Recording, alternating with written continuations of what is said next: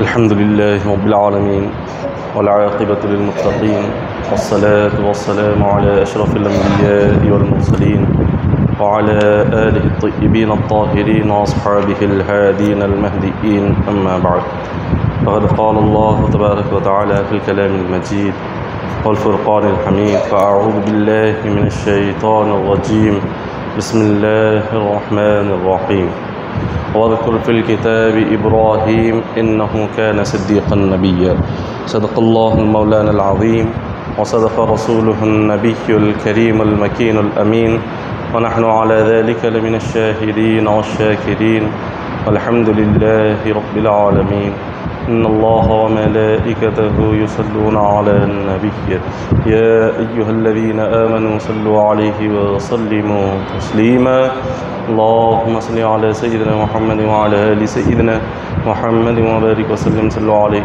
صلاة وسلام عليك يا حبيبي يا رسول الله صلی اللہ تعالی علیہ وسلم۔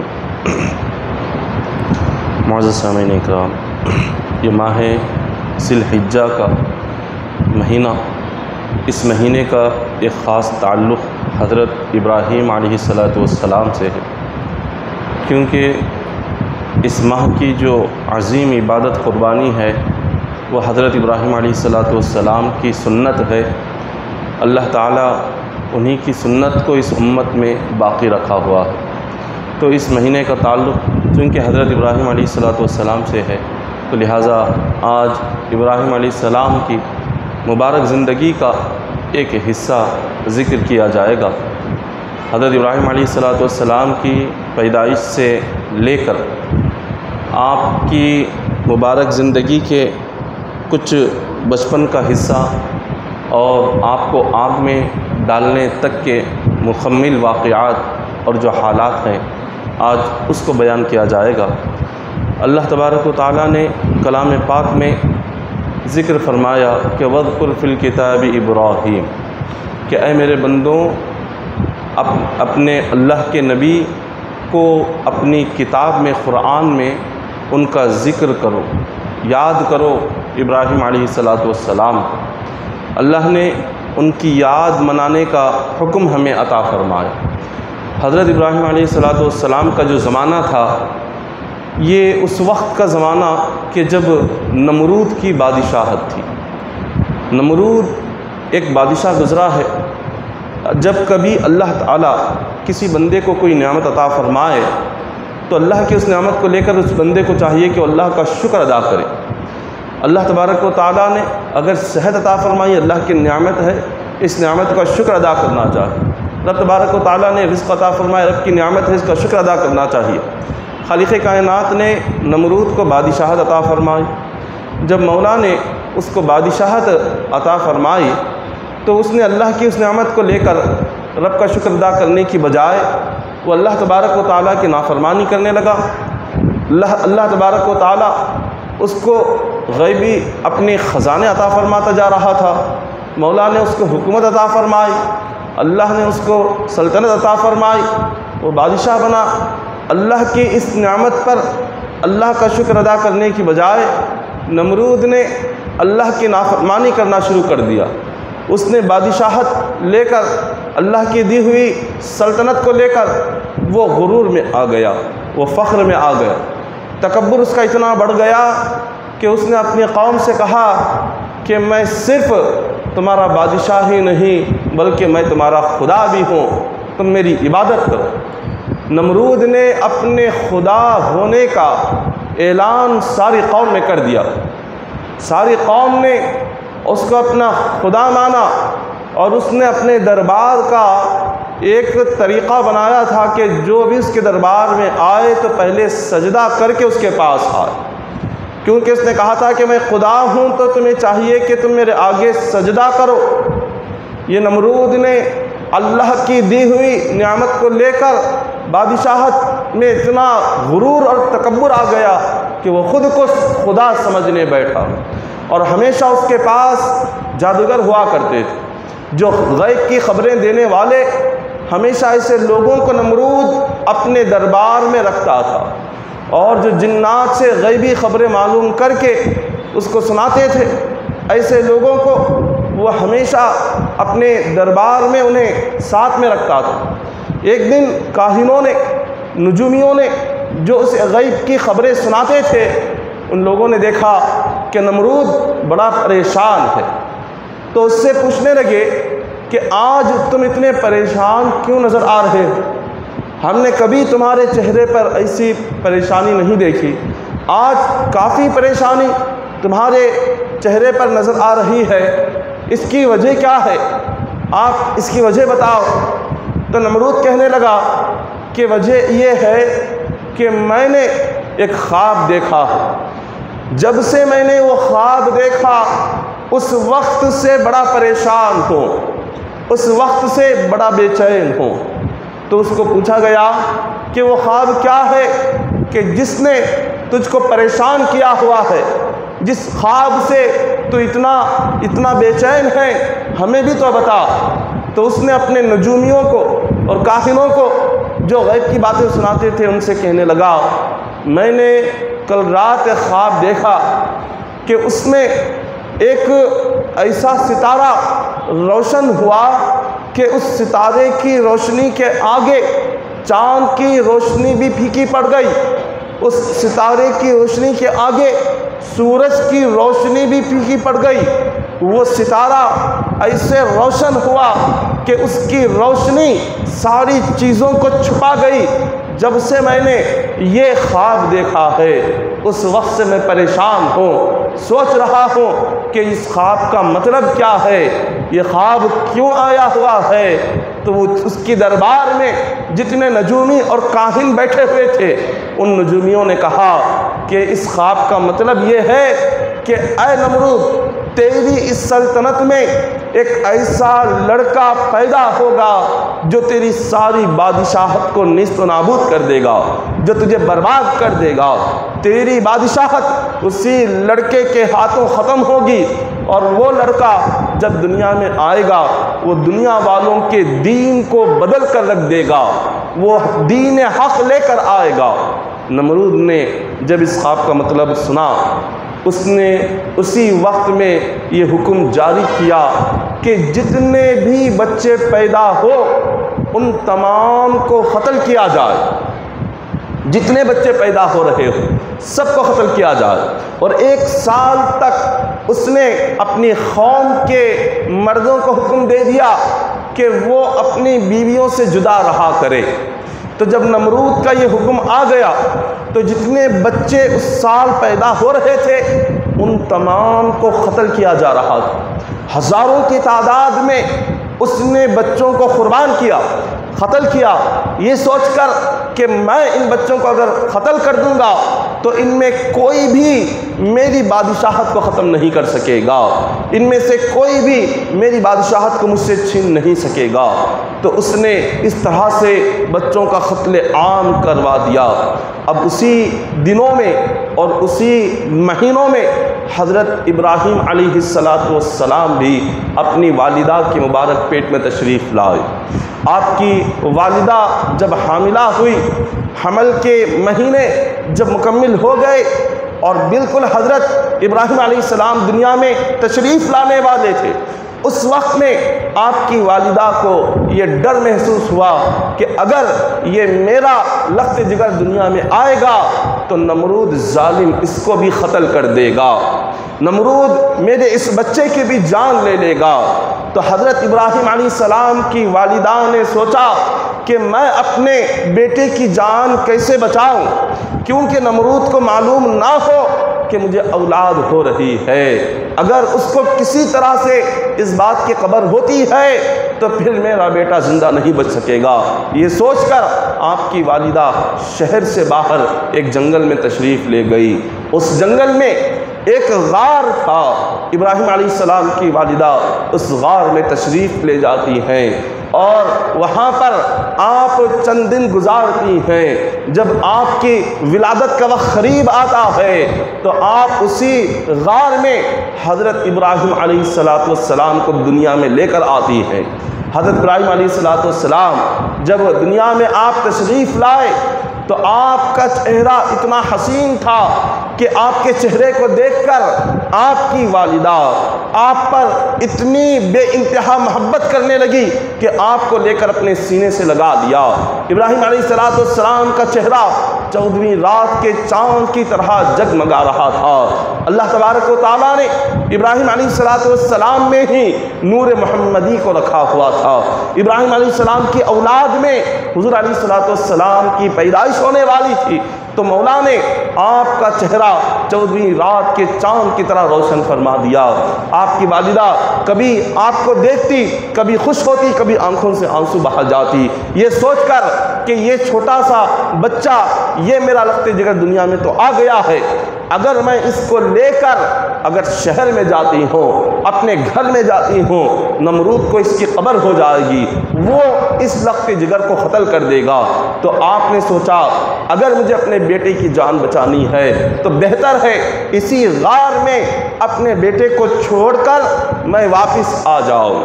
تو آپ نے ابراہیم علیہ السلام کو اسی غار میں چھوڑ دیا اور آپ سیدھے اپنے گھر تشریف لائے، اور دن میں 2-3 مرتبہ جب موقع ملتا آپ اس غار میں آتی اور حضرت ابراہیم علیہ السلام کو دیکھتی۔ درمیان میں کئی دنوں کے بعد ابراہیم علیہ السلام کی والدہ جب اپنے رخت جگر کو دیکھنے کے لیے غار میں تشریف لائی کہ دیکھیں کہ آپ وہاں پر کیسے ہیں اور کیسے آپ کی زندگی گزر رہی ہے، آپ کی والدہ نے جیسے ہی غار میں قدم رکھا تو عجیب و غریب منظر دیکھتی ہیں کہ ابراہیم علیہ السلام اپنے انگوٹھے کو اپنے منہ میں رکھے ہوئے ہیں اور اللہ تعالیٰ آپ کے انگوٹھے سے دودھ کو جاری فرما دیا ہے، آپ کے انگوٹھے سے دودھ کی نہریں جاری ہو رہی ہے، اور اسی دودھ کو جب بھوکے ہوتے ہیں پی لیتے ہیں آپ کی بھوک مٹ جاتی ہے۔ ابراہیم علیہ السلام نے اپنا جو بچپن گزارا اسی غار میں آپ نے گزارا، چند سال آپ اسی غار میں رہے تاکہ نمرود کو خبر نہ ہو کہ آپ دنیا میں تشریف لا چکے ہیں۔ چند سالوں کے بعد آپ کی والدہ آپ کو لے کر اپنے گھر میں آئی۔ حضرت ابراہیم علیہ السلام کا جو گھرانہ تھا، آپ کا جو خاندان تھا، آپ کا سارا خاندان بتوں کی عبادت میں مصروف تھا۔ آپ کے خاندان کے لوگ ہی بتوں کو اپنے ہاتھوں سے بناتے تھے، پتھروں کو تراشتے تھے اور اسی بتوں کو لے جا کر بازار میں بیچتے تھے اور بتوں کے آگے سجدہ بھی کرتے، بتوں کو اپنا خدا بنائے ہوئے تھے۔ حضرت ابراہیم علیہ السلام جب اپنے گھر میں تشریف لائے تو آپ نے جب یہ منظر دیکھا تو آپ حیرت زدہ رہ گئے کہ لوگ کس کی عبادت کر رہے ہیں۔ آپ کا ایک چچا تھا جس کا نام آزر ہے، اللہ نے کلام پاک میں فرمایا اذ قال لأبیہ یا ابتی انی، آپ نے فرمایا کہ اے میرے چچا یہ آپ کیا کر رہے ہو۔ آپ کے چچا کا بتوں کی ایک دکان تھی۔ ابراہیم علیہ السلام کا چچا اپنے گھر میں پتھروں کو ہاتھ سے تراشتا تھا، بتوں کو بناتا تھا اور اسی کو لے جا کر وہ بازار میں بیچتا اور اسی کی آمدنی سے اس کا گھر چلتا تھا۔ ابراہیم علیہ السلام نے دیکھ کر کہا کہ آپ یہ کیا کر رہے ہیں، لِمَ تَعْبُدُ مَا لَا يَسْمَعُ وَلَا يُبْصِرُ وَلَا يُغْنِ عَنْكَ شَيْئًا، کہ اے میرے چچا یہ کیا ہے، آپ اپنے ہاتھوں سے اس کو بناتے ہیں اور اس کو تراشتے ہیں اور اسی کو لے جا کر آپ بیچتے ہیں اور اسی پر آپ کی زندگی گزرتی ہے، یہ بت آپ کی کوئی آواز نہیں سن سکتے، یہ بت آپ کو فائدہ نہیں پہنچا سکتے، آپ کو نقصان نہیں پہنچا سکتے، آپ کیوں اس طرح کا عمل کر رہے ہیں۔ آپ نے سب سے پہلے اپنے گھر کو سمجھایا، جو دین کی خدمت کا کام ہے، جو دین کو پھیلانے کا کام ہے، سب سے پہلے گھر سے ہونا چاہیے۔ ابراہیم علیہ السلام کی زندگی کو پڑھ لے، حضور علیہ السلام کی زندگی کو پڑھ لے، تمام انبیاء نے جو دین کی خدمت کا کام شروع کیا سب سے پہلے اپنے گھر سے کیا۔ آقا علیہ السلام نے جب دین کی دعوت دینی چاہی تو آپ نے اپنے قبیلے کے لوگوں کو جمع کیا، قبیلہ قریش کے لوگوں کو جمع کر کے حضور نے سب سے پہلے انہیں دین کی دعوت دی۔ پھر آقا علیہ السلام نے اپنے چچاؤں کو دین کی دعوت دی، حضور علیہ السلام نے اپنے پھوپھیوں کو دین کی دعوت دی، اپنے خاندان سے دین کا کام شروع کیا۔ ابراہیم علیہ السلام نے بھی جب دین کی خدمت کرنا چاہا، جب دین کو پھیلانا چاہا، سب سے پہلے اپنے خاندان کے لوگوں کو کہا کہ جو تم کر رہے ہو یہ غلط ہے اور جو تم کر رہے ہو یہ بالکل شرک ہے، تم اس کام کو کرنا چھوڑ دو۔ اور یہی معاملہ ہے، آج ہم دوسروں کو بڑی نصیحتیں کرتے ہیں، نماز کی دعوت دیتے ہیں، نماز کی تعلیم دیتے ہیں، مگر خود گھر میں سارے بے نمازی ہیں، بیٹا بے نمازی ہے اور باپ سارے جہاں کو دین کی دعوت دے رہا ہے، بیوی بے نمازی ہے، بیوی کو نماز پڑھو کہنے کی یہ جرت نہیں ہوتی، اور ہم دوسروں کو سمجھاتے رہتے ہیں کہ یہ غلط ہے اور یہ صحیح ہے۔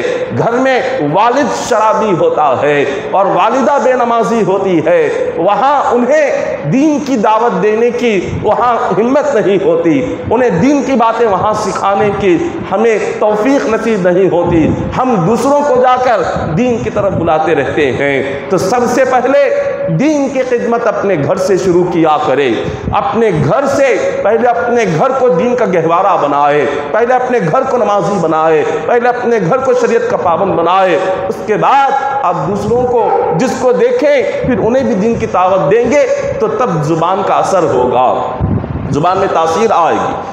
یہ نبیوں کا طریقہ ہے، ابراہیم علیہ السلام کا طریقہ بھی یہی رہا۔ تو آپ نے جب دیکھا اپنے چچا کو سب سے پہلے فرمایا کہ آپ اس بتوں کی عبادت کو چھوڑو اور اس بت کو بنانا چھوڑ دو۔ آپ کے جو چچا تھے انہوں نے اس بات کو سنا، اس بات کو سننے کے بعد وہ خاموش رہ گئے، کچھ نہیں کہا۔ پھر آپ نے دیکھا، ابراہیم علیہ السلام نے دیکھا کہ آپ کی قوم پتھروں کو تو خدا مان رہی ہے، ساتھ ہی ساتھ سورج کو بھی خدا مانتی ہے، چاند کو بھی وہ لوگ خدا مان رہے تھے، ستاروں کو خدا مان رہے تھے، وہ لوگ درختوں کو خدا مان رہے تھے۔ تو جس طرح سے کفار و مشرکین آج بھی چھوٹی چھوٹی چیزوں کو خدا مان رہے ہیں، یہ اس زمانے میں بھی تھا، ابراہیم علیہ السلام کے زمانے میں بھی تھا کہ یہ ہر چیز کو جس کو دیکھتے اس کو خدا مان لیتے۔ حضرت ابراہیم علیہ السلام نے جب دیکھا کہ قوم ستاروں کو خدا مان رہی ہے تو آپ نے کہا فلما جن علیہ اللیل رأى کوکبا قال هذا ربی فلما افل قال لا احب الآفلین۔ قرآن پاک میں اللہ تبارک و تعالیٰ نے ارشاد فرمایا، ابراہیم علیہ السلام نے جب ستاروں کو دیکھا کہ ستاروں کی روشنی ساری زمین پر پھیل چکی ہے، اور اس روشنی کو دیکھ کر ستاروں کے آگے جب یہ لوگ سجدہ کر رہے تھے، پھر تھوڑی دیر کے بعد جب چاند نکل آیا، ستارے چھپ گئے، تو ابراہیم علیہ السلام نے فرمایا جو چیز چھپ جائے وہ کبھی خدا نہیں ہوتی، خدا کبھی چھپتا نہیں، خدا وہ ہے جو ہمیشہ سے رہتا ہے اور ہمیشہ رہے گا۔ پھر جب چاند آیا تو آپ نے اپنی قوم کو دیکھا، آپ کی قوم کے لوگوں نے چاند کو دیکھ کر سجدہ کرنا شروع کیا، شام کی عبادت کرنی شروع کر دی۔ تو آپ نے فرمایا کہ لوگوں یہ چاند تمہارا خدا نہیں ہو سکتا۔ جیسے ہی رات ختم ہونے لگی، چاند کی چاندنی گئی اور سورج کی روشنی آ گئی، چاند ختم ہو گیا۔ ابراہیم علیہ السلام نے فرمایا جو چیز ختم ہو جائے وہ کبھی خدا نہیں ہو سکتی۔ جب سورج کی روشنی آئی، ساری قوم سورج کے آگے سجدہ کرنے لگی، کہنے لگی کہ یہ ہمارا خدا ہے، اس کی روشنی دیکھو کتنی تیز ہے، یہ ہمارا خدا ہے۔ ابراہیم علیہ السلام نے فرمایا یہ ساری چیزیں سورج اور چاند ستارے خدا کی مخلوق ہے، خدا وہ ہے جس نے سورج کو پیدا کیا، خدا وہ ہے جس نے چاند میں چاندنی کو پیدا کیا، خدا وہ ہے جس نے ستاروں میں روشنی کو پیدا کیا۔ اگر تمہیں خدا کی عبادت کرنا ہی ہے تو اس کی عبادت کرو جو سارے جہاں کو جس نے پیدا کیا ہے۔ آپ کی قوم آپ کی باتوں کو سنتی جاتی مگر آپ کی باتوں پر کوئی عمل نہیں کیا جاتا۔ حضرت ابراہیم علیہ السلام مسلسل کوشش کر رہے تھے کہ کیسے اپنی قوم کو سمجھائے کہ یہ پتھر کہ جس کو تم اپنے ہاتھوں سے تراشتے ہو، تراش کر اسی کو اپنے آگے رکھتے ہو اور اسی کے آگے تم دعائیں مانگتے ہو اور اسی کے آگے تم جو سجدہ کرتے ہو، یہ پتھر تمہارا خدا ہرگز نہیں ہے۔ ہر طرح سے ابراہیم علیہ السلام سمجھانے کی مکمل کوشش کرتے جاتے مگر آپ کی قوم آپ سے دور ہوتی چلی جاتی، آپ کی قوم آپ کی باتوں کو نہیں مان رہی تھی۔ ایک دن حضرت ابراہیم علیہ السلام کے چچا نے کہا کہ ابراہیم اب تمہیں یہاں پر رہنا۔ ابراہیم علیہ السلام کے جو والد تھے وہ بچپن میں انتقال کر گئے تھے۔ آپ کے والد کا نام طارق بن ناخور ہے۔ آپ کے والد یہ مومن تھے، مشرک نہیں تھے۔ جتنے انبیاء گزرے ہیں تمام انبیاء اور حضور علیہ الصلوۃ والسلام کے جتنے بھی آقا علیہ الصلوۃ والسلام سے اوپر جو انبیاء گزرے، ان تمام انبیاء سے جو حضور کا نور آیا، حضور نے فرمایا وہ سارے کے سارے مومن تھے۔ حضور علیہ الصلوۃ والسلام سے لے کر ابراہیم علیہ الصلوۃ والسلام تک حضور علیہ السلام کا نور جن جن لوگوں سے منتقل ہوتا ہوا حضور کے والد عبداللہ تک حضور کا نور پہنچا، ان میں سے کوئی کافر نہیں، ان میں سے کوئی مشرک نہیں، سارے کے سارے مومن تھے۔ ابراہیم علیہ السلام کے والد بھی مومن، ابراہیم علیہ السلام کی والدہ وہ بھی مومن تھی، مگر آپ کے جو چچا تھے یہ کافر تھے۔ تو آپ کے چچا نے کہا کہ تمہاری ذمہ داری مجھ پر ہے، اگر تمہیں میرے گھر میں رہنا ہے ان بتوں کو لے جا کر بیچنا ہوگا، اور اس کی جو آمدنی آئے گی اس سے تمہارا خرچ ہوگا۔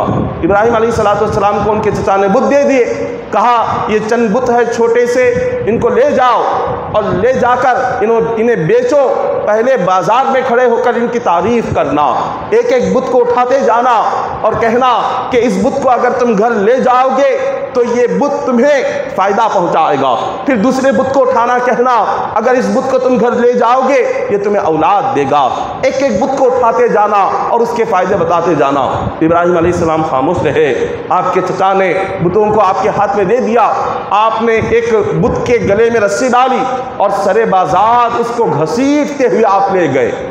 جتنے لوگ آپ کی قوم کے دیکھ رہے تھے کہ جن بتوں کی ہم تعظیم کرتے ہیں، ادب کرتے ہیں، یہ لڑکا اتنی ذلت کے ساتھ گلے میں رسی ڈال کر کھینچ کر لے جا رہا ہے، ساری قوم حیران تھی۔ ابراہیم علیہ السلام بازار میں کھڑے ہو گئے اور بت کو ہاتھ میں پکڑا اور اس کو پانی میں ڈبو دیا اور اس سے کہا کہ پانی پی۔ وہ بت تھا، پتھر تھا، کہاں سے پانی پی تھا؟ حضرت ابراہیم علیہ السلام نے اس بت کو ہاتھ میں اٹھا کر لوگوں سے کہا کہ اگر کسی کو نقصان چاہیے تو اس کو اپنے گھر لے جاؤ، یہ صرف تمہیں نقصان پہنچائیں گے، تمہیں کوئی فائدہ نہیں پہنچائیں گے، اگر تمہیں برباد ہونا ہو تو اس کو گھر لے جاؤ، یہ تمہیں برباد کر دیں گے، تمہیں آباد نہیں کریں گے۔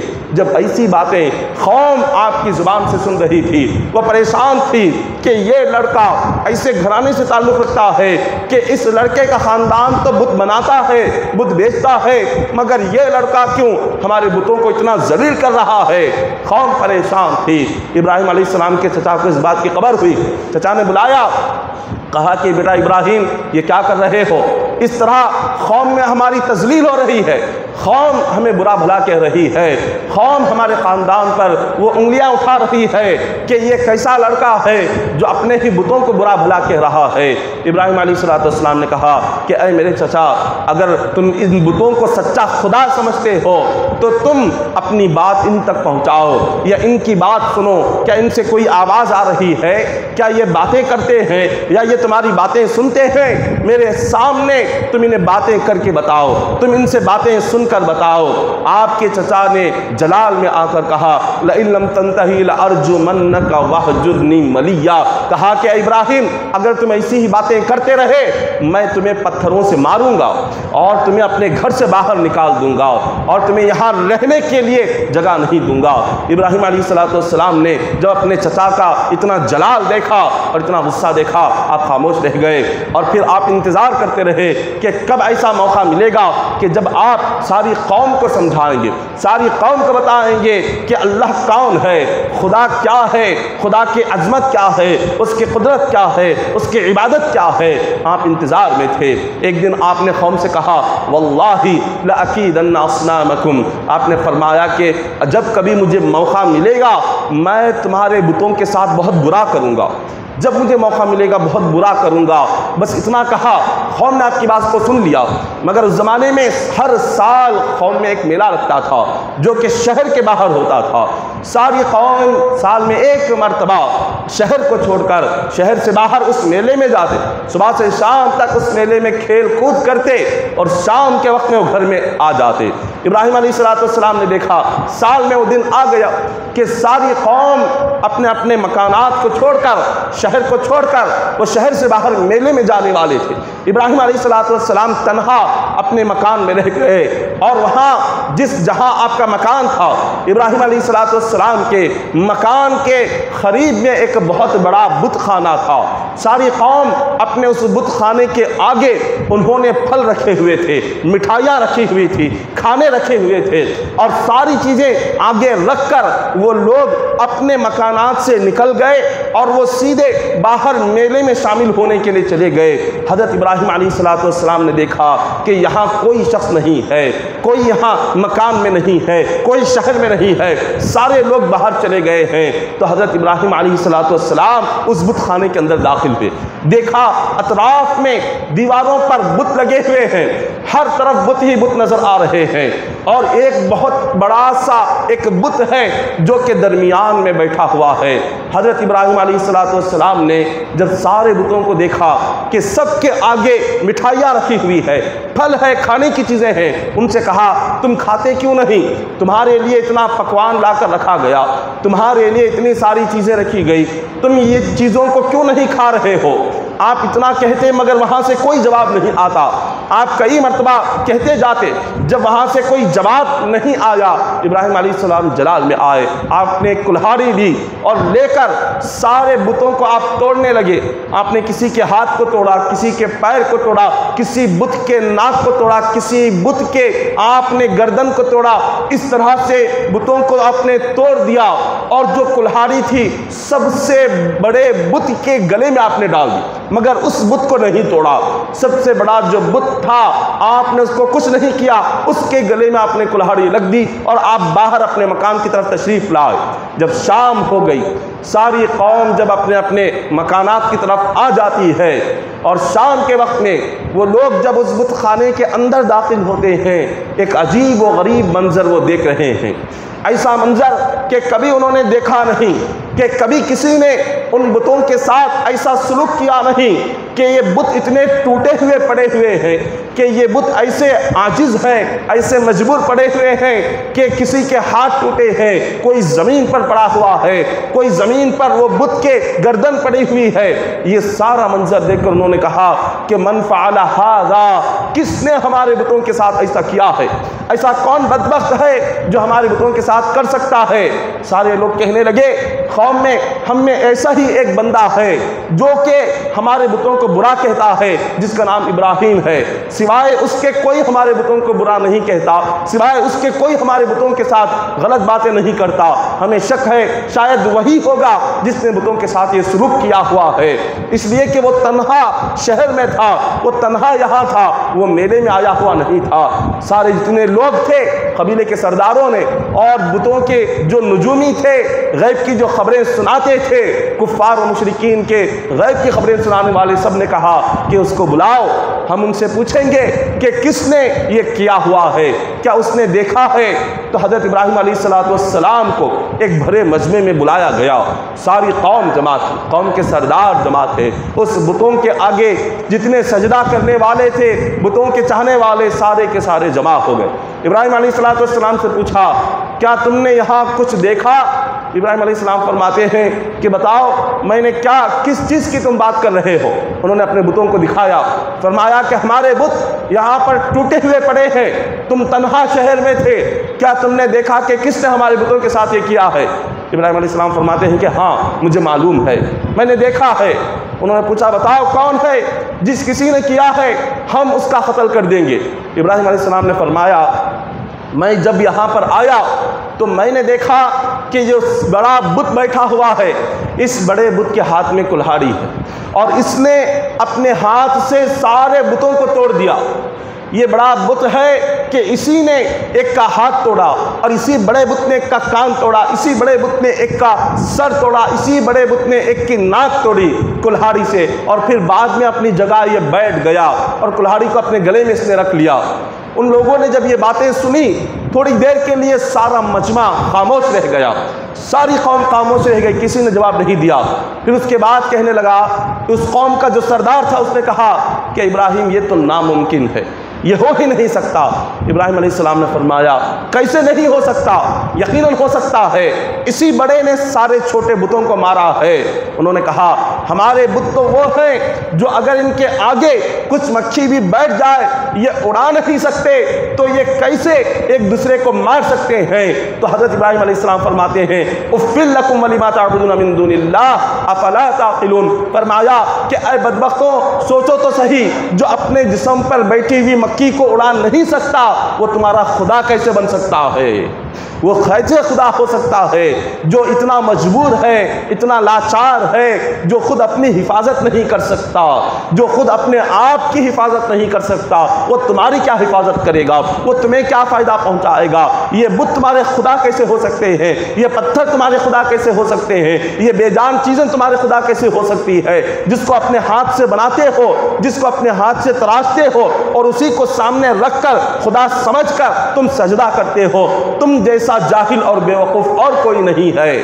جب قوم کے آگے آپ نے یہ ساری باتیں پیش کی تو قوم کہنے لگی کہ ابراہیم اب تم یہاں پر رہنے کے تم قابل نہیں ہو، اب تمہیں بستی چھوڑنی ہوگی، اس لیے کہ تم نے ہمارے بتوں کے ساتھ بڑا بدترین سلوک کیا ہے، بدترین سلوک تم نے کیا، ہمارے بتوں کو تم نے توڑا، ہمارے بتوں کی بے ادبی کی، ہمارے بتوں کی بے احترامی کی، اس لیے ہم تمہیں یہاں رہنے نہیں دیں گے۔ اب ابراہیم علیہ السلام کو ساری قوم اور خود آپ کے خاندان کے لوگ، آپ کا چچا آپ کو تکلیف دینے لگ گئے، آپ کو پریشان کرنے لگ گئے۔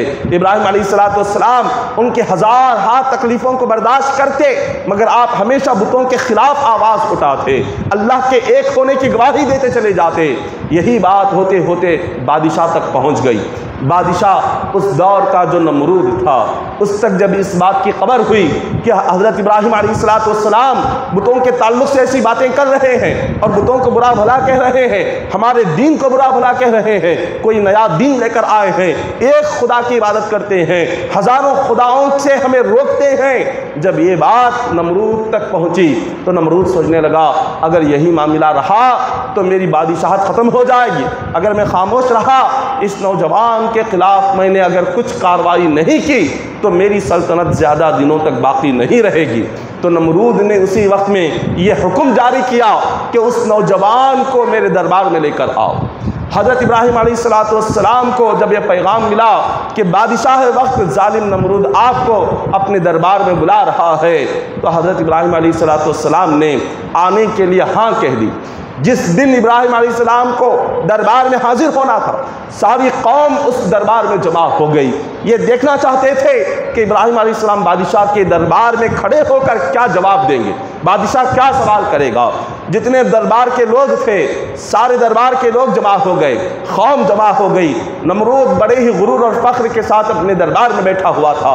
ابراہیم علیہ السلام جب اندر داخل ہوئے، اس نے ایک طریقہ بنایا تھا کہ جو بھی اس کے دربار میں آئے پہلے سجدہ کر کے آئے۔ ابراہیم علیہ السلام سیدھے آپ اس کے دربار میں گئے، اس نے دیکھا کہ یہ مجھے سجدہ نہیں کر رہا ہے، تو اس نے پوچھا کیا تم مجھے خدا نہیں مانتے؟ ساری قوم مجھے خدا مان کر میرے دربار میں سجدہ کرتی ہے، تم مجھے خدا کیوں نہیں مانتے؟ ابراہیم علیہ السلام نے فرمایا کہ تو بھی انسان ہے اور میں بھی انسان ہوں، تجھ میں اور مجھ میں کوئی فرق نہیں، تو خدا کیسے ہو سکتا ہے؟ ایک عام انسان تو میں بھی ہوں اور تو بھی تو ہے، لیکن ہم دونوں جب انسان ہی ہیں تو خدا کیسے بن گئے؟ تو ابراہیم علیہ السلام کو اس نے پوچھا تو بتاؤ تمہارا خدا ہے کون جس کی تم عبادت کرتے ہو؟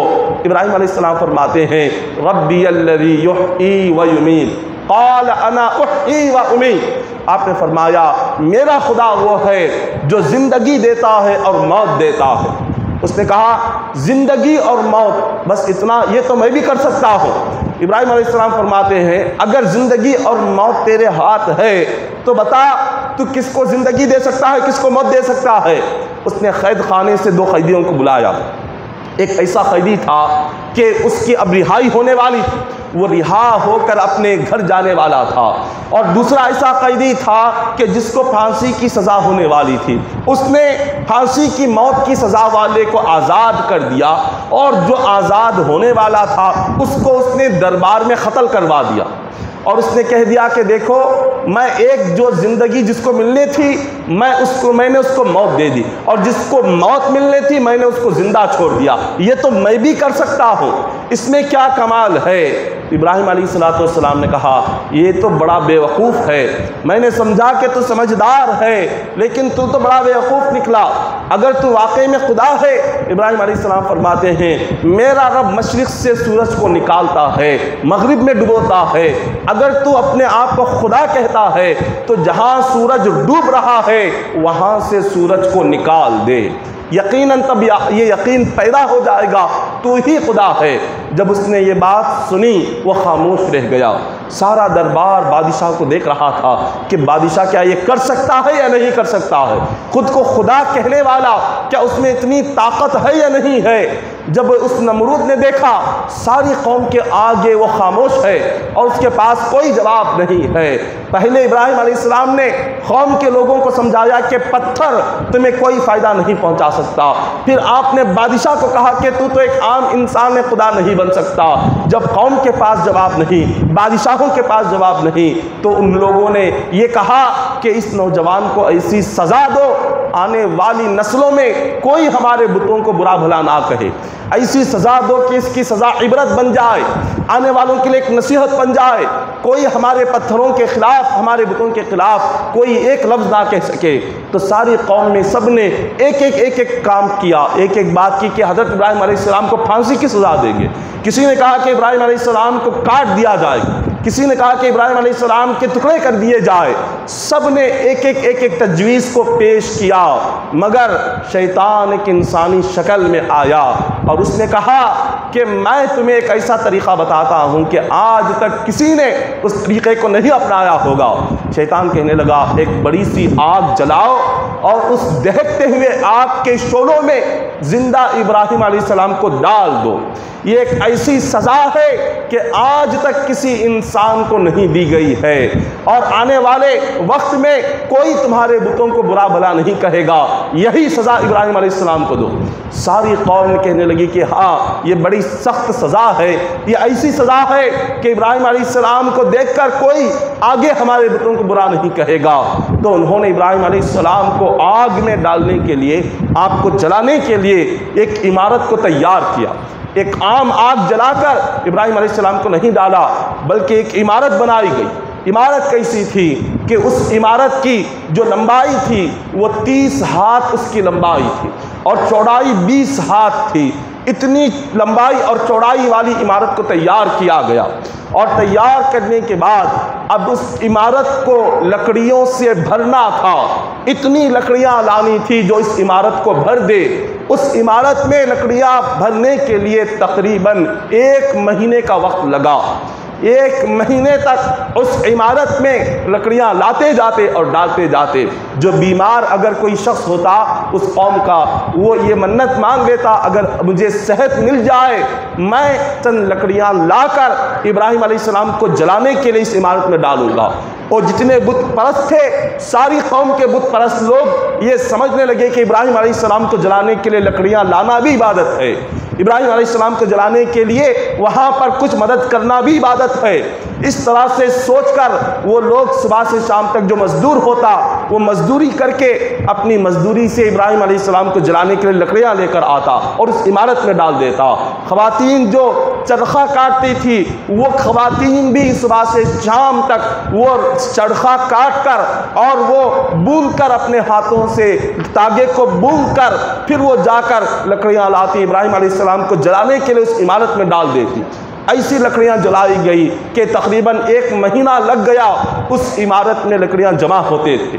جب 1 مہینہ گزر چکا اب اس عمارت کو لکڑیوں کو جلانا تھا اور تمام لکڑیوں کو آگ لگنا تھا۔ ساری لکڑیوں کو جلانے کے لیے تقریباً 7 دن لگے۔ ساری لکڑیوں کو آگ لگنے کے لیے، ساری عمارت آگ کے شعلوں سے دہکنے کے لیے 7 دنوں تک اس آگ کو جلایا گیا۔ اور آگ کی بلندی کا یہ عالم تھا، آگ اتنی بلند ہو گئی کہ جو کوئی پرندہ آگ کے اوپر سے گزرتا وہ بھی جل کر آگ میں گر جاتا تھا۔ اتنی بلند آگ تعمیر کی گئی ابراہیم علیہ السلام کے لیے۔ ابراہیم علیہ السلام کو قیدی بنایا گیا، قیدی بنا کر آپ کو قید خانے میں بند کر دیا گیا تاکہ جب یہ آگ مکمل جل جائے اس وقت میں آپ کو باہر نکالے اور اس آگ میں ڈالا جائے۔ کئی دنوں تک جب اس آگ کو دہکتے ہوئے آگ کے شعلوں کو جب جلا دیا گیا، نمرود نے دیکھا کہ آگ اچھی طرح سے جل چکی ہے، اب ابراہیم علیہ السلام کو ڈالنا ہے۔ اب اتنی بلند عمارت میں اور ایسی دہکتی ہوئی آگ میں کون قریب جائے گا؟ جو قریب جاتا وہ بھی جل جاتا۔ تو انہوں نے جس مقام پر آگ جلائی تھی اس کے مقابل ایک پہاڑ تھا، ابراہیم علیہ السلام کو اس پہاڑ پر لے جایا گیا۔ اس پہاڑ پر لے جا کر اب انہوں نے سوچا کہ یہاں سے ابراہیم علیہ السلام کو پھینکیں گے، اب کس طرح سے پھینکا جائے؟ انہوں نے ایک جھولا بنانے کے تعلق سے سوچا، ایک ایسا جھولا بنایا جائے کہ جس میں ابراہیم علیہ السلام کو رکھ کر یہاں سے پہاڑ کی اونچائی سے پھینکے اور وہ سیدھے آگ میں جا کر گر جائے۔ ایسی آگ تعمیر کی گئی۔ ابراہیم علیہ السلام کو جب قید خانے میں جب ان لوگوں نے رکھا، آپ کو بھوکا پیاسا ہزارہ تکلیفیں دی گئی، مگر صرف اللہ کو راضی کرنے کے لیے، دین حق کو عام کرنے کے لیے ابراہیم علیہ السلام نے سب کچھ برداشت کیا۔ جب آگ تیار ہو گئی، ساری قوم جمع ہو گئی، نمرود بھی آ گیا، اپنے تخت پر بیٹھ گیا، کہا اب ابراہیم کو باہر نکالو، اب میں دیکھنا چاہتا ہوں جب یہ آگ میں جائے گا اس کی چیخیں کیسے آئے، یہ کیسے چلائے گا، یہ کیسے روئے گا، اس منظر کو بھی دیکھنا ہے۔ اب نمرود اپنے تخت پر بیٹھتا ہے، ابراہیم علیہ السلام اللہ پر کیا یقین، اللہ پر کیا بھروسہ دیکھیے۔ ابراہیم علیہ السلام کو قید خانے سے باہر لایا جاتا ہے، ہاتھ بندھے ہوئے ہیں، پیر بندھے ہوئے ہیں، سر سے پیر تک بیڑیوں میں جکڑے ہوئے ہیں۔ جیسے ہی آپ قید خانے سے باہر تشریف لائے اور آگ کے قریب آپ جا رہے تھے، زمین سے لے کر آسمان تک سارے فرشتے چیخنے لگ گئے، سارے فرشتے رونے لگ گئے، ساری مخلوق کی چیخیں نکل گئی۔ رب تبارک و تعالیٰ نے پوچھا کہ فرشتوں بتاؤ کیوں رو رہے ہو، کیوں آنسو بہا رہے ہو؟ ساری مخلوق چیخنے چلانے لگتی ہے۔ رب تبارک و تعالیٰ پوچھتے ہیں کہ تم کیوں چیخ رہے ہو؟ ساری مخلوق کہتی ہے کہ مولا روئے زمین پر تیرا نام لینے والا، روئے زمین پر تیری تعریف کرنے والا، آج اس کو آگ میں ڈالا جا رہا ہے، کیا آج یہ آگ میں جل جائے گا؟ کیا آج اس کو آگ جلا دے گی؟ اس کی کیا تکلیف ہے، اس کی کیا مصیبت ہے؟ ہم یہ دیکھ کر رو رہے ہیں۔ اللہ تبارک و تعالیٰ نے کہا بس انتظار کرنا، میرے ابراہیم کا امتحان ہے، اب میں کیسے اس امتحان میں کامیابی عطا کرتا ہوں۔ اب ایک فرشتہ آتا ہے، عرض کرتا ہے کہ مولا تیرے دوست تیرے خلیل ابراہیم کی یہ حالت مجھ سے دیکھی نہیں جا رہی، مولا مجھے حکم دے کہ آج میں ابراہیم کی مدد کرنا چاہتا ہوں۔ اللہ تعالیٰ نے فرمایا میرا ابراہیم میرا ایسا عاشق ہے، وہ سوائے میرے اور کسی سے وہ کچھ نہیں مانگے گا، وہ کچھ مدد نہیں لے گا۔ مگر اس فرشتے نے کہا کہ مولا مجھے اجازت تو ملے، میں جا کر ان سے پوچھنا چاہتا ہوں کہ میں ان کی مدد کروں۔ اللہ تعالیٰ نے اجازت دے دی۔ وہ فرشتہ آیا اور آ کر کہنے لگا کہ اللہ کے نبی ابراہیم علیہ السلام میں بارش کا فرشتہ ہوں، سارے روئے زمین پر بارش برسانے کی ذمہ داری میری ہے، میں جہاں چاہوں وہاں بادل لے جاؤں، طوفان برساؤں، بارش برساؤں، آپ اگر مجھے اجازت دیں اس آگ پر ایسا پانی برساؤں گا کہ کبھی اس جگہ پر آگ سلجھ نہیں سکے گی، کبھی اس مقام پر آگ جل نہیں سکے گی۔ ابراہیم علیہ السلام فرماتے ہیں اے فرشتے تم میری مدد کے لیے آئے، تمہارا شکریہ ہے، لیکن مجھے تمہاری مدد کی ضرورت نہیں ہے، تم چلے جاؤ۔ فرشتہ چلا گیا۔ پھر ہوا کا فرشتہ آتا ہے، رب کی بارگاہ میں عرض کرتا ہے کہ مولا مجھے اجازت عطا فرما، میں تیرے نبی کی مدد کرنا چاہتا ہوں۔ اللہ تبارک و تعالیٰ نے فرمایا کہ اے فرشتوں یہ میرا عاشق ہے، تم سے کوئی مدد نہیں لے گا، مگر کہا کہ مولا ہمیں اجازت تو دے، ہم جا کر کوشش تو کریں۔ رب تبارک و تعالیٰ نے فرمایا تم جاؤ اور کوشش کر لو۔ وہ فرشتہ آ کر کہتا ہے اے ابراہیم میں ہواؤں کا فرشتہ ہوں، اگر ایک پر میں مار دوں تو یہاں پر ایک آگ اس سے بڑھ کر بھی آگ ہو وہ آگ بجھ جائے گی، یہ ایک ایسی ہوا چلا دوں کہ اس آگ کو ہوا میں اڑا کر لے جاؤں گا، یہ آگ یہاں جل نہیں سکے گی۔ ابراہیم علیہ السلام نے فرمایا کہ تمہاری مدد کی ضرورت نہیں ہے، تم جا سکتے ہو۔ دونوں فرشتوں نے کوشش کر لی، ناکام ہو گئے۔ اب جبرائیل امین آتے ہیں، عرض کرتے ہیں کہ اے ابراہیم سارے فرشتوں میں سب سے اعلیٰ اللہ نے مجھے درجہ عطا فرمایا، میں سدرۃ المنتہا پر رہتا ہوں، جہاں میں رہتا ہوں وہاں کوئی نہیں رہتا، جہاں تک میں جا سکتا ہوں وہاں تک کوئی نہیں جا سکتا، آپ مجھے حکم دے، بس اس آگ پر اپنا ایک پر لہراؤں گا اور اس آگ کو ابھی بجھا دوں گا۔ ابراہیم علیہ السلام فرماتے ہیں کہ جبرائیل تمہارا شکریہ ہے لیکن میں تم سے کوئی مدد نہیں لے سکتا۔ ابراہیم علیہ السلام فرماتے ہیں اگر ہم سے نہیں لے سکتے تو اپنے رب سے تو آپ کچھ کہیے، اپنے رب کی بارگاہ میں تو دعا کریے، اپنے رب سے تو اس مشکل وقت میں مدد کرنے کے لیے ہاتھ اٹھائیں۔ ابراہیم علیہ السلام ارشاد فرماتے ہیں کہ اے جبرائیل یہ عاشقوں کا مقام ہے، میں کوئی عام بندہ ہوتا تو دعا کرتا اپنے رب سے، اللہ نے مجھے خلیل بنایا، مجھے دوست بنایا، مجھے عشق کے مقام پر رکھا، مجھے مولا نے اپنے دوست کے مقام پر رکھا، میں رب کا دوست ہو کر اگر اس کی تکلیف پر دور کرنے کے لیے کہوں گا تو میرا رب کیا سمجھے گا؟ میرا رب کیا وہ نہیں دیکھ رہا؟ کیا اس کو معلوم نہیں کہ میں کن حالات میں ہوں؟ کیا اس کو معلوم نہیں میں کس تکلیف میں ہوں؟ اگر میرا رب مجھے جلا کر خوش ہوتا ہے تو میں جل کر خوش ہونے کو تیار ہوں۔ آپ یہ عشق کا مقام ہوتا ہے۔ ابراہیم علیہ السلام نے اللہ کی بارگاہ میں تک یہ نہیں کہا کہ مولا میری مدد فرما، کیونکہ وہاں امتحان ہو رہا تھا۔ ابراہیم علیہ السلام نے بھی جبرائیل امین سے کہہ دیا اگر میرا رب آگ میں ڈال کر وہ خوش ہوتا ہے تو میں خود کو جلا کر اللہ کو خوش کرنے کے لیے میں بھی تیار ہوں۔ یہ ہے بندہ جب عشق کے مقام پر پہنچتا ہے، اپنے رب کی محبت میں وہ سب کچھ قربان کرنے کو تیار ہو جاتا ہے۔ ابراہیم علیہ السلام نے جب اتنا کہا اب وہاں سے جبرائیل امین بھی چلے گئے، اب کچھ نہیں تھا، بس ابراہیم علیہ السلام کو آگ میں ڈالنے کا وقت قریب آ رہا تھا۔ جب وہاں پر دیکھا کہ فرشتے اس جھولے کو پکڑے ہوئے ہیں کہ جس میں رکھ کر ابراہیم علیہ السلام کو پھینکنا ہے، اب تمام نمرود کے جتنے سپاہی تھے اٹھانا چاہتے ہیں مگر جھولا اٹھ نہیں رہا کیونکہ فرشتوں نے مضبوطی سے پکڑا ہوا ہے، فرشتے چھوڑ نہیں رہے۔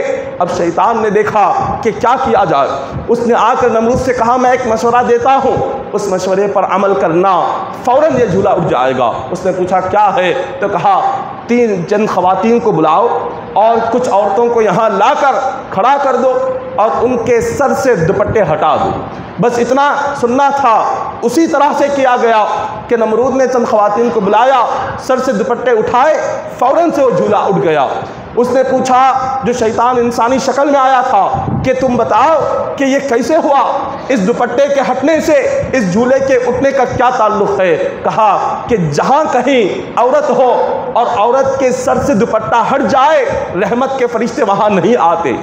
فرشتے پکڑے ہوئے تھے، جیسے ہی خواتین کے سر سے دوپٹہ ہٹ گیا فرشتے وہاں سے چلے گئے اور اسی لیے اٹھ گیا ہے۔ آج آپ غور کریں ہمارے گھروں میں کیا ماحول ہے، نہ سروں پر دوپٹہ ہے ماؤں کے، نہ بہنوں کے سروں پر دوپٹہ ہے، نہ شرم و حیا کی پابندی ہے۔ خواتین اگر گھر میں بھی رہے، شریعت کا یہ قانون ہے کہ 2 ہاتھ 2 پیر اور چہرہ، اس کے سوا باقی کوئی چیز گھر میں کھلی رہنی نہیں چاہیے۔ گھر میں اگر ہو تو جیسے چاہے ویسے رہے، یہ شریعت کا حکم نہیں ہے۔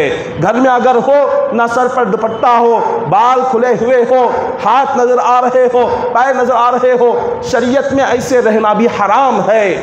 شریعت کا حکم یہ ہے کہ خواتین اگر گھر میں رہ رہی ہو اور گھر میں کوئی غیر محرم نہیں ہو، وہ گھر میں ہو اور گھر میں اس خواتین کے سامنے بھائی بھی ہو، والد بھی ہو، بھائی اور والد کے آگے بھی چہرہ 2 ہاتھ 2 پیر کے سوا اور کوئی چیز کھلی رہنا نہیں چاہیے۔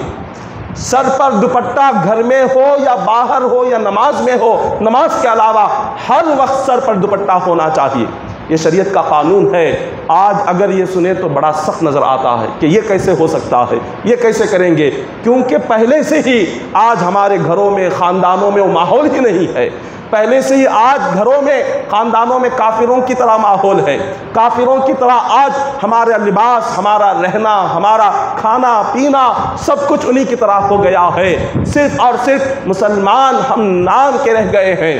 بڑا مشکل نظر آتا ہے جب ہم سنتے ہیں کہ شریعت کا حکم ہے ایسے رہنا ہے، ایسے کرنا ہے، ایسے کھانا ہے، سمجھتے ہیں کہ ایسے کیسے ہوگا، یہ تو ہو ہی نہیں سکتا۔ اگر پہلے سے ہی تربیت ایسی ہوتی تو کوئی مشکل نہیں ہوتا۔ تربیت اگر ماں باپ ایسے کرتے، یہ سکھاتے کہ تمہارے لیے دین کیا ہے، شریعت کیا ہے، تمہیں رہنا کیسے ہے، تو پھر آگے چل کر نہ بچوں کو تکلیف ہوتی نہ ماں باپ کو تکلیف ہوتی۔ جب پہلے سے ہی کوئی سکھاتے نہ ہو، جب خود کئی گھروں میں والدین اپنی اولاد کو خود کہتے ہیں کہ یہ حجاب پہن کر، برقع پہن کر کہاں جا رہی ہو، ایسے ہی نکل جاؤ، یہ کیا ابھی کیا تم بوڑھے ہو چکے ہو؟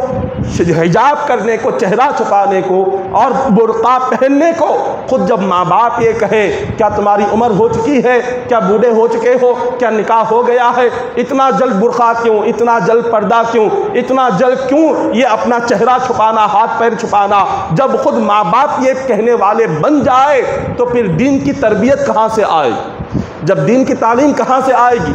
اب گھر میں برکت کہاں سے آئے گی؟ جب صبح سے شام تک گھر میں جب بہن، ماں اور بیوی سارے کے سارے سر کھلا رکھ کر وہ گھومتے ہو، فرشتے کہاں سے آئیں گے؟ رحمت کے فرشتے کہاں سے آئیں گے؟ رزق میں برکت کہاں سے آئے گی؟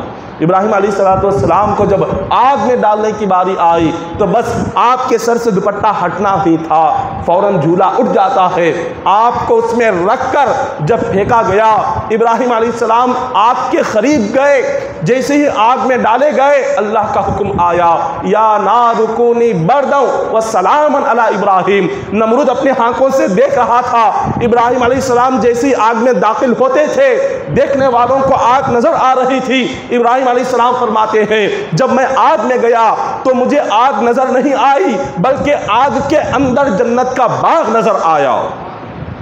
اللہ نے اس آگ کو جنت کا باغ بنا دیا تھا۔ ابراہیم علیہ السلام جیسے اندر داخل ہوئے، دو فرشتوں نے آپ کے ہاتھوں کو پکڑا اور آپ کو ایک مقام پر بٹھا دیا۔ مولانا جبرائیل امین سے فرمایا کہ جبرائیل جنت سے ایک مصلی لے جاؤ اور جنت کا ایک جبہ لے جاؤ۔ جبرائیل امین جنت کا ایک جبہ لاتے ہیں، ابراہیم علیہ السلام کو پہناتے ہیں اور جنت کا مصلی بچھاتے ہیں، فرماتے ہیں کہ آپ یہاں پر بیٹھ جائیں۔ ابراہیم علیہ السلام کی شکل کا اسی طرح کا مولا نے ایک فرشتے کو اس طرح سے پیدا کر کے ان کے بازو میں بٹھا دیا۔ ابراہیم علیہ السلام اس سے باتیں کرتے جاتے اور جہاں آپ نے بیٹھے تھے وہاں پر خدا نے ایک انگور کی بیل کو پیدا فرما دیا، آپ کے آگے سے ایک نہر بہنے لگ گئی، آپ اس نہر سے پانی پیتے، انگور کی بیل کو آپ کھاتے۔ 7 دن تک حضرت ابراہیم علیہ السلام اس آگ میں رہے، 7 دن تک آپ اس آگ میں رہے۔ آگ آپ کو جلانا تو دور، آپ نے جو لباس پہنا تھا اس لباس کے ایک دھاگے کو تک آگ جلا نہیں سکی۔ 7 دن آگ میں رہے۔ نمرود اپنے محل کی کھڑکی سے دیکھ رہا تھا۔ ابراہیم علیہ السلام سے کہا کہ ابراہیم میں دیکھ رہا ہوں اللہ تبارک و تعالیٰ تمہارے رب نے تمہارے اور آگ کے درمیان ایک دیوار بنائی ہے، کیا تم اگر باہر آؤ تو یہ آگ تمہیں جلائے گی؟ فرمایا نہیں۔ تو اس نے کہا آپ باہر آ جاؤ۔ ابراہیم علیہ السلام آگ سے باہر آ گئے اور پھر نمرود نے کہا تمہاری رب کا یہ کرشمہ دیکھ کر میرا دل چاہتا ہے میں 4000 گائیوں کی قربانی دوں۔ ابراہیم علیہ السلام نے فرمایا تو چاہے جتنی قربانی دے، جب تک کلمہ نہیں پڑے گا تیری قربانی قبول نہیں ہوگی۔ اس نے کہا مجھے یقین تو ہو گیا آپ اللہ کے سچے نبی ہے، مجھے یقین تو ہو گیا آپ ہی کا خدا ایک ہی خدا ہے، اسی کی عبادت کرنا ہے۔ اگر میں آپ کی بات کو مانتا ہوں اور آپ پر میں ایمان لے کر آتا ہوں، میری بادشاہت چلی جائے گی، میری سلطنت چلی جائے گی، میرا رتبہ چلا جائے گا، میری شان و شوکت سب کچھ چلی جائے گی، میری قوم میری دشمن بن جائے گی۔ اب میں وہ نہیں کر سکتا لیکن میں یہ قربانی تو ضرور دوں گا۔ اس نے یہ قدرت کا کرشمہ دیکھ کر 4000 گائیوں کی قربانی دی۔ اس نمرود نے بادشاہ تھا، کافر تھا، مگر یہ دیکھ کر اس نے قربانی پیش کر دی۔ حضرت ابراہیم علیہ السلام فرماتے ہیں میں نے آگ میں جو دن گزارے، زندگی کے سارے دنوں میں سب سے بہترین دن وہی تھے۔ لوگوں نے پوچھا وہ کیوں؟ تو فرمایا جب میں آگ میں تھا میرا رب ہر دن مجھ سے پوچھتا تھا کہ ابراہیم تمہاری طبیعت کیسی ہے، ابراہیم تم کیسے ہو اور تمہارا حال کیا ہے۔ میرا رب جب میرا حال پوچھتا تھا تو ساری تکلیف ختم ہو جاتی تھی، ہزارہا تکالیف جو بھی تھے آگ میں وہ سارے کے سارے ختم ہو جاتے تھے، کیونکہ میرا رب پوچھتا تھا کہ ابراہیم تم کیسے ہو۔ یہ عاشقوں کا حال ہے۔ یہ عاشق جب بندہ عشق کے مقام پر پہنچ جاتا ہے، اپنے محبوب کی ہر تکلیف میں اس کو لذت محسوس ہوتی ہے۔ جب اللہ انہیں آزماتا ہے، تکلیفیں دیتا ہے، انہیں لطف آتا ہے۔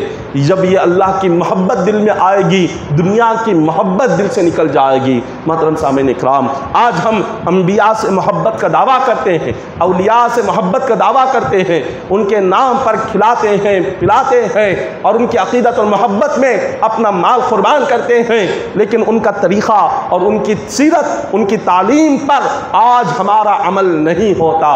ان کی تعلیمات کیا تھے؟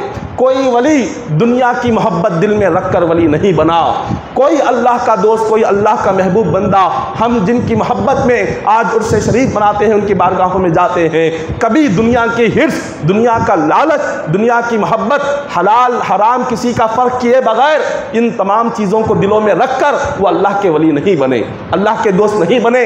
جب تک یہ حرص دنیا کے ختم نہیں ہوگی، یہ لالچ ختم نہیں ہوگا، محبت دنیا ختم نہیں ہوگی، یہ ساری گندگی دل میں رکھ کر نہ اللہ کی محبت دل میں آ سکتی ہے، نہ آخرت کی فکر پیدا ہو سکتی ہے، نہ موت کی فکر پیدا ہو سکتی ہے، نہ خبر کی تیاری ہو سکتی ہے، نہ اللہ کی یاد کبھی آ سکتی ہے، نہ عبادت کی توفیق کبھی نصیب ہو سکتی ہے۔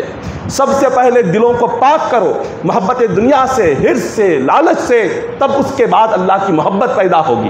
اس گندے دل میں کہاں سے اللہ کی محبت آئی؟ اس گندے دل میں کہاں سے اولیاء کی محبت آئے گی؟ اس گندے دل میں کہاں سے اللہ کا عشق پیدا ہوگا؟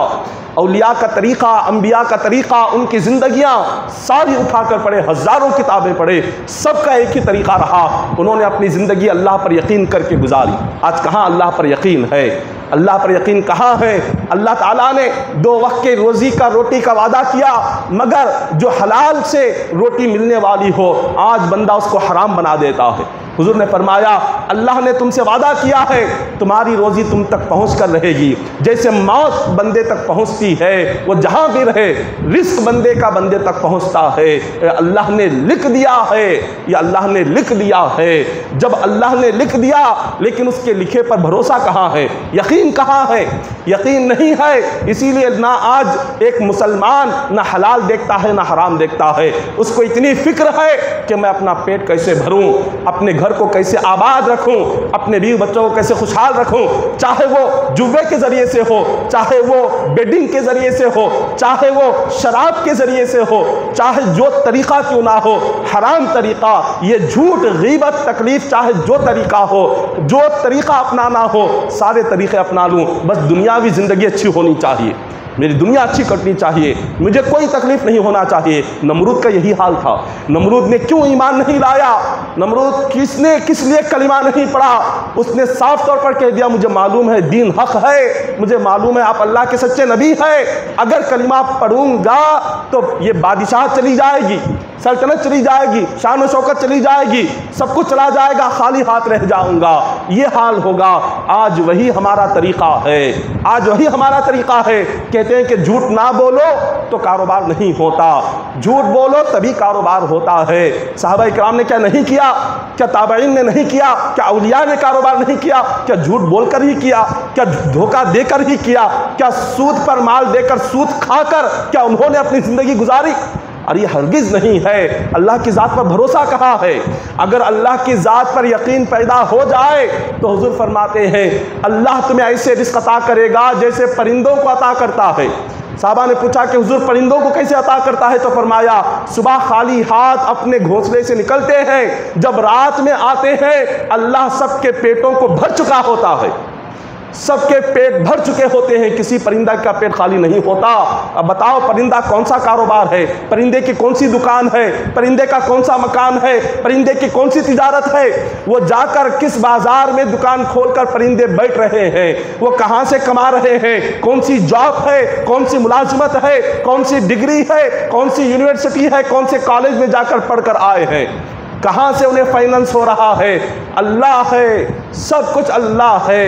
اس کی ذات پر یقین کر کے، اس کی ذات پر بھروسہ کر کے رزق حلال اگر حاصل کرو، اللہ کا خوف پیدا کرو، اللہ نے وعدہ کیا تمہیں غیب کے راستے کھولوں گا، وَيَرْزُقْهُ مِنْ حَيْثُ لَا يَحْتَسِبُ 28واں پارہ سورہ طلاق کی 4 آیت میں رب فرماتا ہے وَيَرْزُقْهُ مِنْ حَيْثُ لَا يَحْتَسِبُ۔ بندوں اگر مجھ پر بھروسہ کرو گے، میرا ڈر دل میں پیدا کرو گے، میرے ڈر میں زندگی گزارو گے، میں بغیر حساب کے ایسی جگہ سے رزق دوں گا جہاں سے تمہیں وہم و گمان بھی نہیں ہوگا، تمہارا گمان بھی نہیں ہوگا، ایسے جگہ سے رزق عطا کروں گا۔ اللہ پر یقین پیدا کرے، بھروسہ پیدا کرے۔ دعا ہے کہ اللہ تبارک و تعالی ہم تمام کی زندگیوں میں توکل عطا فرمائے، اللہ تبارک و تعالی اس کی ذات پر کامل یقین کرنے کی توفیق عطا فرمائے، اللہ تبارک و تعالی ہم تمام کے ایمان کو مضبوط فرمائے، ہمیں عبادتوں کا پابند بنائے، نمازوں کا پابند بنائے۔ مولا ہم تمام کے دلوں میں اپنی محبت پیدا فرمائے، اپنا عشق پیدا فرمائے۔ الہ العالمین ہم تمام کو مولا کہنے سننے سے بڑھ کر عمل کرنے کی توفیق عطا فرما۔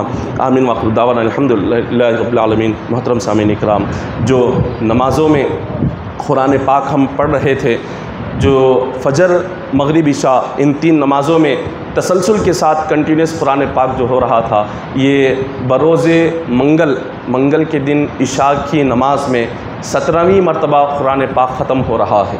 تقریباً 1 سال ہو چکا ہے جب سے ہم نے قرآن پاک پڑھنا شروع کیا۔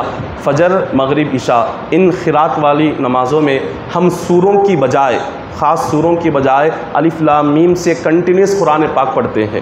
اب اس طرح سے ہر دن ایک پارہ ہوتے ہوئے 16 مرتبہ قرآن پاک ختم ہوئی۔ یہ 17ویں مرتبہ ہے جو 1 سال میں 17ویں مرتبہ قرآن پاک ختم ہو رہا ہے۔ یہ اللہ کا بہت بڑا کرم ہے کہ اس کی توفیق سے مولا ہمیں یہ ہدایت عطا فرمایا کہ ہم قرآن پاک کو ہر دن، صرف نماز تراویح میں سال میں 1 مرتبہ 1 پارہ ہر رمضان میں ہوتا ہے، لیکن یہاں پر فجر مغرب عشاء ان 3 نمازوں میں ہر دن 1 پارہ ختم ہوتا ہے۔ ہر 1 مہینہ یا 1.5 مہینے کے درمیان میں 1 قرآن پاک ختم ہوتا ہے۔ تو یہ 17واں قرآن پاک ہے جو منگل کے عشاء میں ختم ہو رہا ہے۔ آپ تشریف لائے، نماز عشاء میں قرآن ختم کر کے دعا کی جائے گی، اور حضور نے فرمایا قرآن کے ختم کے بعد جو بھی دعا مانگیں گے اللہ دعا قبول فرماتا ہے۔ تو خصوصی دعا ہوگی، سب کے حق میں دعا مانگی جائے گی۔ اللہ تبارک و تعالی ہم تمام کی ان جائز دعاؤں کو قبول فرمائے اور قرآن پاک پڑھنے کی توفیق عطا فرمائے۔ آمین وآخر دعوانا الحمدللہ رب العالمین۔